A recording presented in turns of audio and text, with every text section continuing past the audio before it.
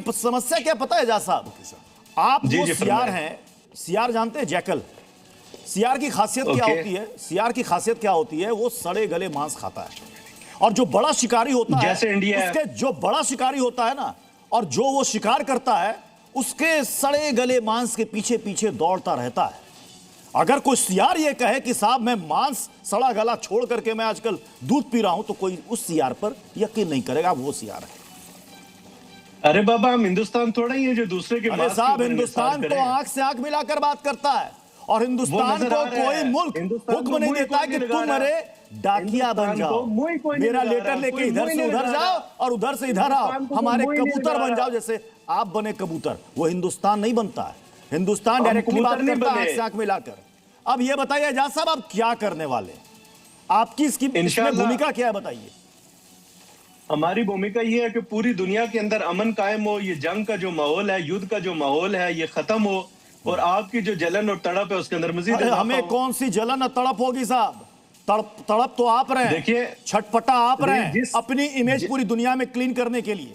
छटपटाहट आपके अंदर है कि आप जिसके लिए ये कबूतर बने पड़े हैं ना, मैसेंजर बने पड़े हैं कि इस कुछ हो जाए तो साहब मालिक कुछ हमें दे दीजिएगा, कटोरा खाली है। इसीलिए इससे ज्यादा क्या उम्मीद है पाकिस्तान को? बिल्कुल, देखो आप अगर देखें प्रत्यूष की आज की तारीख में पाकिस्तान की क्या हालत है, क्या पाकिस्तान एक प्रकार से मीडिएशन का रोल कर सकता है?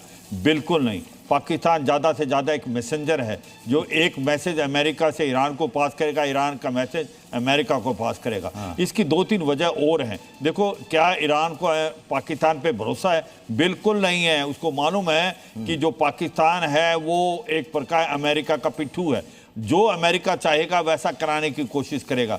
अभी कौन भूल सकता है कि अभी 2 साल पहले जो रिलेशनशिप पाकिस्तान और ईरान के इतने खराब हो गए थे कि आपस के अंदर लड़ाई का माहौल पैदा, और अभी भी जो ईरान है जसल ऋषि, मैं कहूंगा कि दोनों मेहमानों को एक साथ रखिए। ऋषि, मैं बार बार बोल रहा हूं, दोनों को साथ रखिए ऋषि।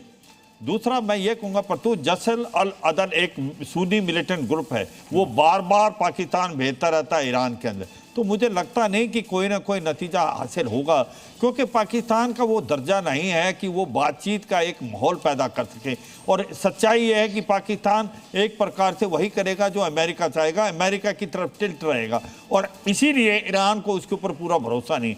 ये अलग बात है कि दूसरी टॉक हो रही है, अगर ये सक्सेसफुल होती है तो ये वर्ल्ड की शांति के लिए बहुत अच्छी बात है, मगर इसके पास चांसेस बहुत कम हैं, और उसकी वजह यही है। मुझे लगता है कि ये अगर जिनीवा में होती या कोई और जगह होती तो उसके चांसेस ज़्यादा थे, क्योंकि अब जिस प्रकार से माहौल पैदा हुआ है वो शक का माहौल है। ईरान को शक है कि कहीं ना कहीं अमेरिका, आपने कहा कि ये किसी और जगह होती तो उसमें उम्मीदें ज्यादा बढ़ जाती,